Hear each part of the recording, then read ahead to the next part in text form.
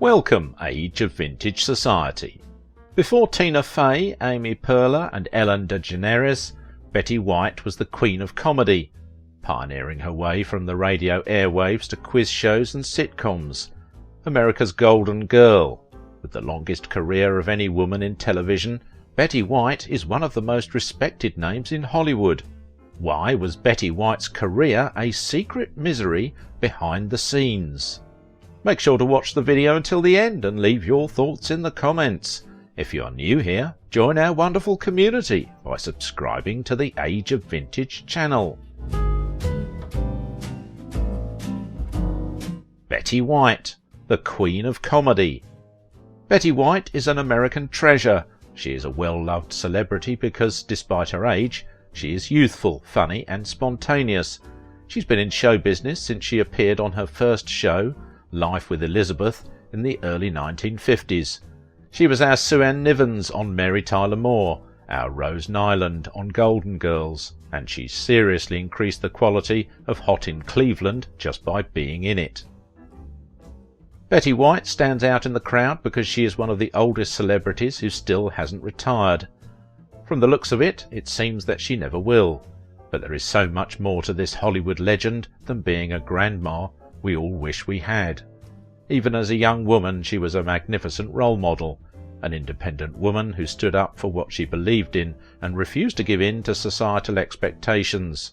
Progressive, brave and determined, Betty White dedicated her life to performing, entertaining and speaking out about human rights as well as animal rights. I had no idea that I would still be around at this point, for one thing, but that I'd still be privileged enough to still be in this business, and it is such a privilege. And the bottom line, I think, to the television business is that unless you're a real bad egg, it is such fun. It really is. Thank you from the bottom of my heart. Betty was such a sweet lady, a real professional, and an extraordinary talent. While some we had to send cars to pick them up, Betty drove to the studio on her own and brought her own wardrobe. Her career as a singer, actor, host and producer spanned across 80 years, making her the longest-serving female personality in the world of entertainment. From voicing commercials on radio channels, she went on to become an important entertainment personality in America. Betty White was born 6 months before the Hollywood legend Judy Garland. She was born Betty Marion White on January 17, 1922, in Oak Park, Illinois, to Christine Tess and Horace Logan White. She is of Danish, Greek, English and Welsh descent. She is also known as Betty Mario White, Betty White Ludden or Betty Mario White Ludden. She precisely explained that her parents named her Betty to avoid several nicknames from the Elizabeth word. Betty grew up as an only child, which was a rarity back then. Her father was an electrical engineer and her mother a homemaker. The family liked to escape to nature, and just like a vast majority. During the Great Depression, her family moved to Alhambra, California. When she was 2, she moved to Los Angeles with her family. To make extra money, her father would build radios and sell them wherever he could. She was lucky to study at Beverly Hills and Horace Mann School. After school, she tried to apply for various play role opportunities from different companies without success. White made rounds to movie studios looking for work, but was always turned down because she was unphotogenic. So then she started to look for radio jobs, where being photogenic did not matter.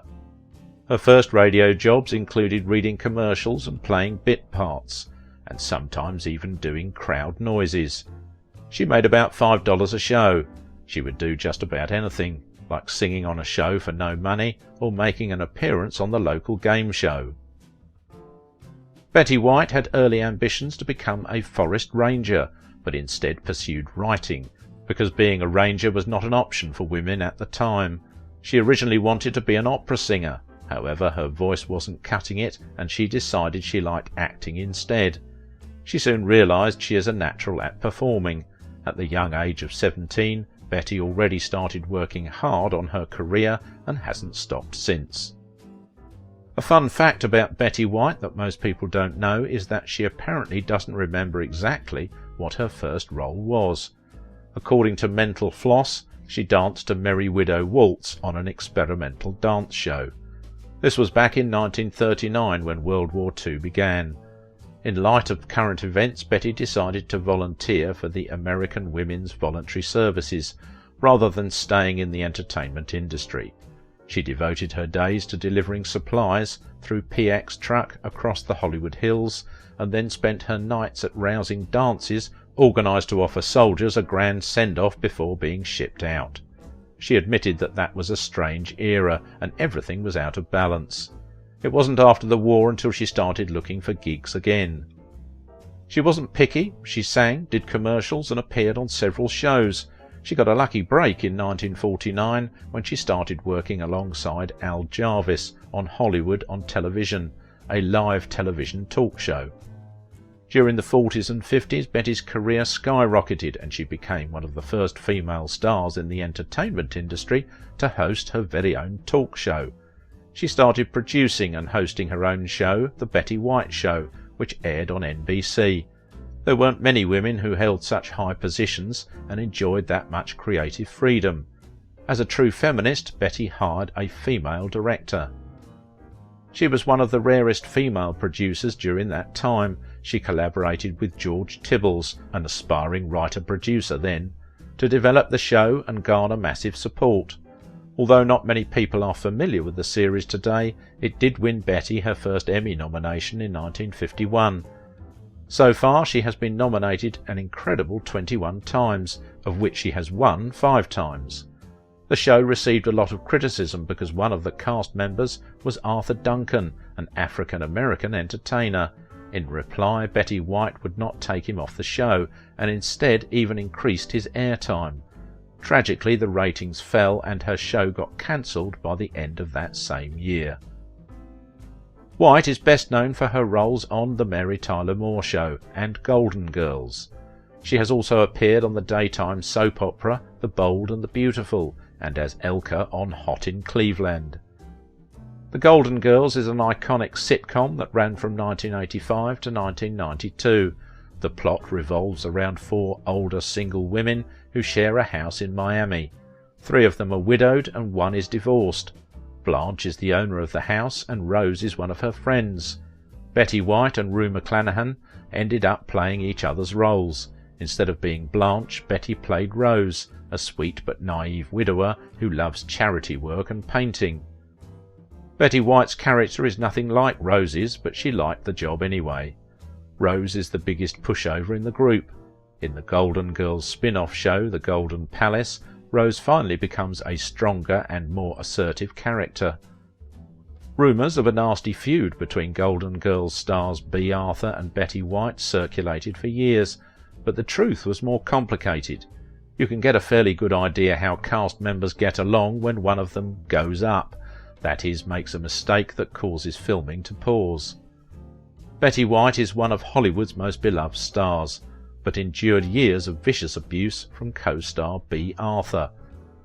Insiders say that shooting The Golden Girls was a secret misery for Betty, who was finally driven to hating her fellow actress. Bea made Betty's life a living hell.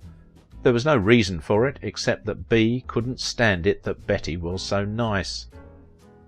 The twosome played friends and housemates on television, but their real-life feud went on until Bea died at the age of 86 in 2009. "She was not that fond of me," Betty White said of co-star Bea Arthur. "She found me a pain in the neck sometimes. It was my positive attitude, and that made Bea mad sometimes. Sometimes if I was happy, she'd be furious." Bea and Betty were very different people. You'd think sweet, sweet Betty could get along with just about anyone, but she ran into someone she couldn't please in Bea Arthur. It was said that tough-minded Bea, who played Dorothy Zbornak, didn't like Betty from the start and felt Betty was a prima donna who, thought she, was the real star of the show. She said Betty even tried to tell her how to deliver her lines, revealed the on-set spy. That's something Bea would never stand for. One day early in the series, Bea said she just couldn't hold back any more, and she let rip at Betty, turning the air blue with her tirade. Afterward, Bea began to regularly bully her new victim.